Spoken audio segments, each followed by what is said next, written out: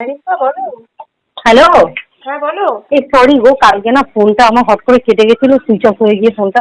হ্যাঁ, তোমার সাথে কথা আমি আমার না মনে পড়েছে যে শনিবার আমি ভেবেছি দাদা এসছে বুঝি। না না, কি বলতে বলো তো, কালকে আমার কথা বলতে বলতে এমন ভাবে সুইচ অফ হয়ে গেছিল না, আমি আর ঘুরিয়ে তোমাকে ফোন করিনি।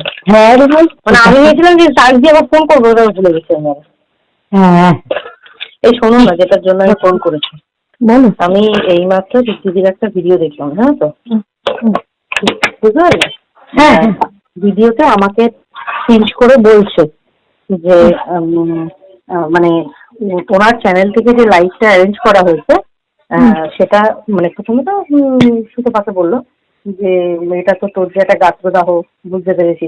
আবার অনেকেরও বুঝতে পারছি যে আমার চ্যানেল থেকে লাইভ হয়েছে বলে অনেকেরই প্রবলেম হচ্ছে, সেটা তাদের অক্ষমতা, যে তারা বুঝতেই পারেনি। আমার নাকি প্রবলেম হচ্ছে ওনার চ্যানেল থেকে লাইভ হয়েছে এই কারণে।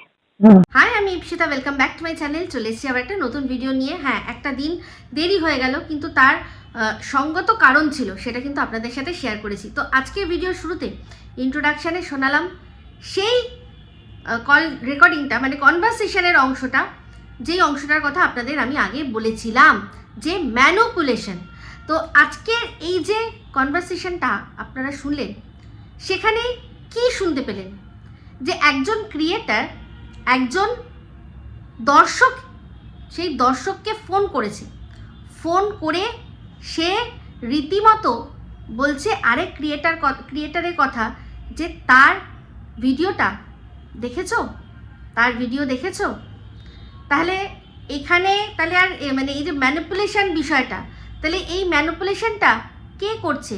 সেই ক্রিয়েটার না সেই দর্শক?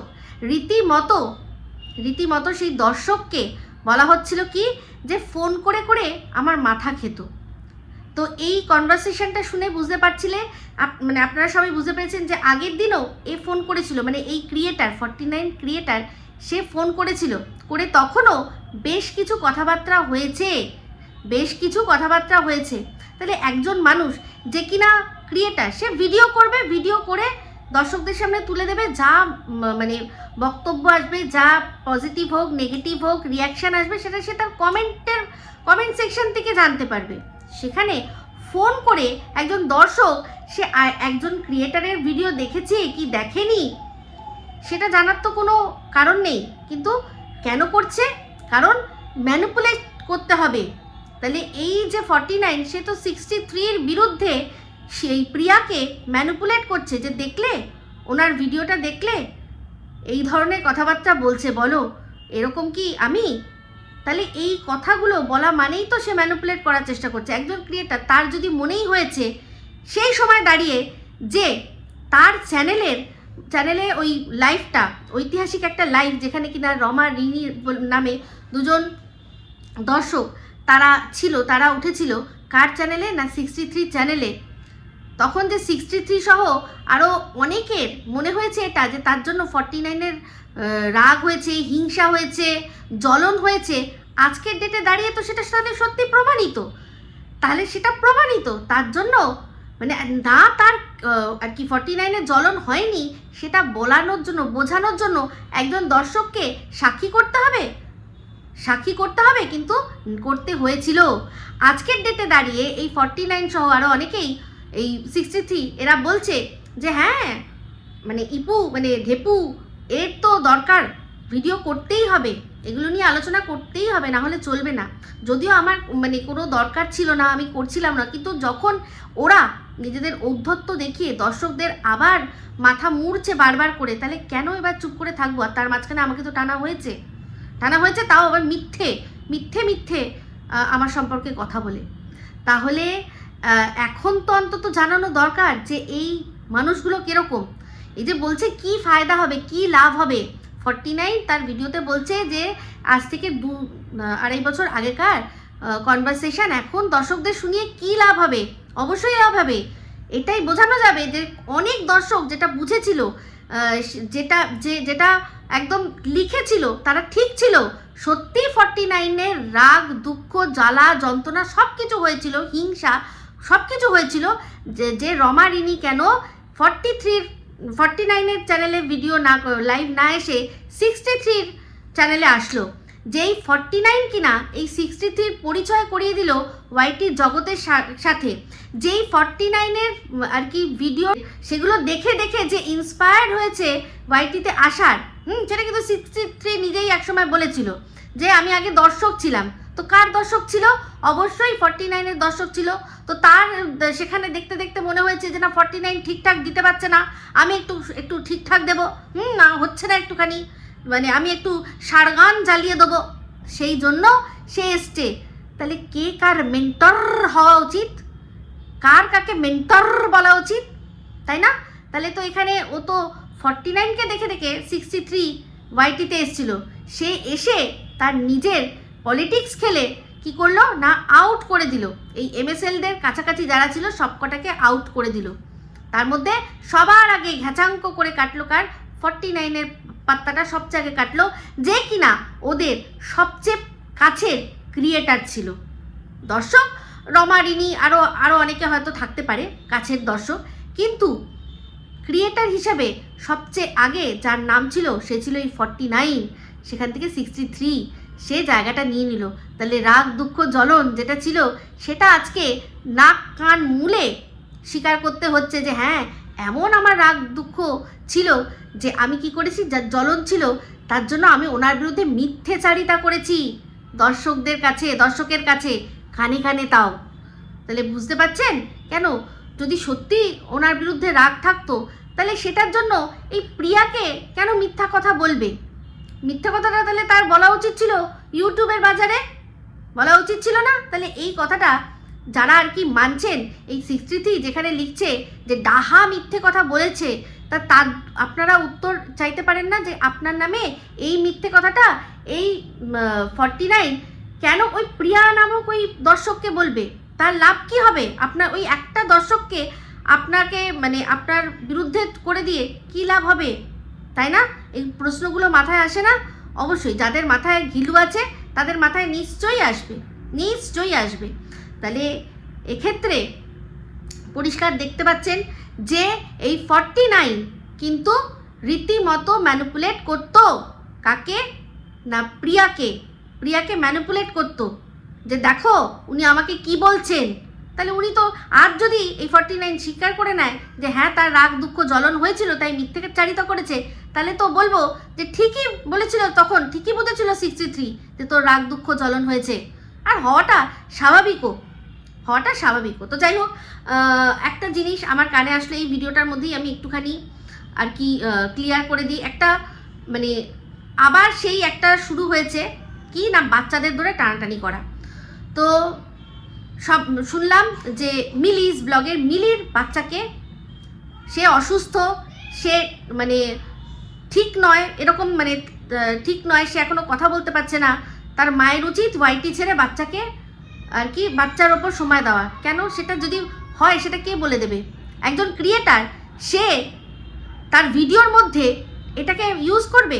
আমি সেই ক্রিয়েটার কি সত্যি ওই বাচ্চাটাকে এতটা ভালোবাসে, এতটা কনসার্ন? যদি হতো তাহলে ওকে ফোন করে আলাদাভাবে বা কোনোভাবে মেসেজ করে বলতো যে তুই শোন তোর বাচ্চাটার প্রতি ধ্যান দে। সে আমার গতকাল লাইভে এসে বলতে এসছে যে আমি বলেছি, কেন বলেছি যে তুই ইউটিউবের ধ্যান ছাড়, তুই বাচ্চার প্রতি ধ্যান দে। ও ইউটিউবে ধ্যান দিচ্ছে বলে তার প্রিয় ক্রিয়েটারের খুব প্রবলেম হয়ে যাচ্ছে, তাই না? তো যাই হোক, আমি একটাই কথা বলবো, আমার বাচ্চাকেও অনেকে অনেক কিছু বলেছে, আমি একটাই কথা বলবো যে প্লিজ আপনারা ওই আমির খানের সিনেমাটা দেখবেন সিতারে জমিন পার, ওখানে পরিষ্কার বলা হয়েছে যে সবকা আপনা আপনা নর্মাল। আমার বাচ্চার বয়সী একটা বাচ্চাকে আর আমার বাচ্চাকে পাশাপাশি বসিয়ে যদি স্পেলিং পড়ানো হয়, এমন কঠিন ওয়ার্ড যদি সামনে দেওয়া হয়, সেই নর্মাল বাচ্চাটা যাকে মানে সব মানুষরা সো কল নর্মাল বলে, যার বাবা মাকে ভগবান সঠিক জায়গায় মেরে রাখেনি, সো কল নর্মাল বানিয়েছে, সেই বাচ্চাটা কিন্তু ওই স্পেলিংগুলো পড়তে পারবে না যেগুলো কিনা আমার ছেলে পড়তে পারবে। তো আমার ছেলে, যাকে হয়তো অনেকেই অনেক কথা বলছেন নর্মাল নয়, তো বলছি সেই বাচ্চাটা কিন্তু একদম সেই ধরনের কঠিন আর কি স্পেলিং পড়ে নেবে, রিডিং পড়ে নেবে, যেটা কিনা একটা নর্মাল বাচ্চা পড়তে পারবে না। তাহলে কি করে সে নর্মাল হলো? তো সেই জন্যই বলছি সবকা আপনা আপনা নর্মাল। আর আপনি যদি নর্মাল হন, আপনি মানুষ হিসাবে যদি নর্মাল হন, তাহলে সবার আগে বাচ্চাকে নিয়ে কথা বলা বন্ধ করুন। সেটা সবচেয়ে অ্যাবনর্মাল যে একটা নর্মাল মানুষ, প্রাপ্তবয়স্ক মানুষ, সে একটা বাচ্চাকে নিয়ে কথা বলছে। কেন? কারণ সে তার মায়ের সাথে পারছে না, পেরে উঠছে না। তো একটা বাচ্চাকে অ্যাবনর্মাল বলা উচিত না, আর একটা বাচ্চাকে নর্মাল নয় এই কথাটাও বলা ঠিক নয়। কারণ আপনি কেউ নয় সেটা ডিসাইড করার কোনটা নর্মাল আর কোনটা নর্মাল নয়। ঠিক আছে?